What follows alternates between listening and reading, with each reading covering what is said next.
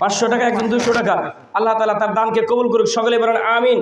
এক ভাই 500 টাকা দিয়েছেন, আর এক ভাই 200 টাকা দিয়েছেন। আল্লাহ তাআলা উভয়ের দানকেই কবুল করুক, আমরা সকলেই বলছি আমিন। ভাই দান করলে মাল কমে না, বরং দান করলেই মাল বেড়ে যায়।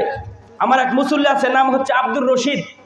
তিনি এমন পরিমাণ দান করেন, একজন 200 টাকা দিয়েছে, আর একজন 200 টাকা দিয়েছে, আর একজন 100 টাকা দিয়েছে। মাশাআল্লাহ, পর্যায়ক্রমে 500 টাকা। দেখেন, 3 জন মিলে 500 টাকা দিয়েছে।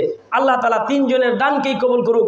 পিতামাতা যদি এই কবরস্থানে থেকে থাকে, আল্লাহ তাআলা পিতামাতার কবরের আযাবগুলো দূর করে দেখ, আমরা সকলে বলছি আমিন। জোরে কইবেন না আমিন? মাশাআল্লাহ, আরেকজন কিছু টাকা দিয়েছে। আল্লাহ তাআলা ওনার দানকেও কবুল করুক।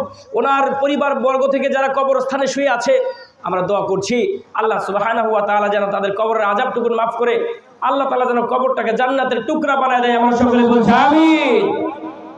সম্মানিত উপস্থিতি, মুআজ্জাজ হাজিরিন, শুনেন, কবর এমন একটা জায়গা, আমি তো বলছি একাকিত্বের ঘর, পোকামাকড়ের ঘর। এই কবরের ভিতরে অপরিচিত একটা ঘর, যেই ঘর কাউকে চিনে না। আপনি মরে গেলেন, আপনার মানে কিছুই দেখবে না, শুধু আপনার আমল দেখবে। সবাইকে বলতে হবে আছে না নয়? সম্মানিত উপস্থিতি, মুআজ্জাজ হাজিরিন, আরও অনেকেই অনেকগুলো টাকা দিয়েছে। আমার আরেকজন পরিচিত মানুষ 500 টাকা দিয়ে গেছে, আমার আব্দুল সালাম ভাই। আল্লাহ তাআলা ওনার দানকেও কবুল করুক, আমরা সকলেই বলছি আমিন।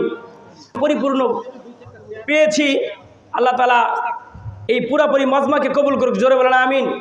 আমি সংক্ষিপ্ত হলেও অনেকগুলো টাকাই আপনারা দিয়েছেন, আদায় হয়েছে।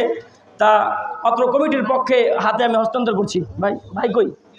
হামিদুল ভাই কই? টাকাগুলো নাও। তো যাই হোক।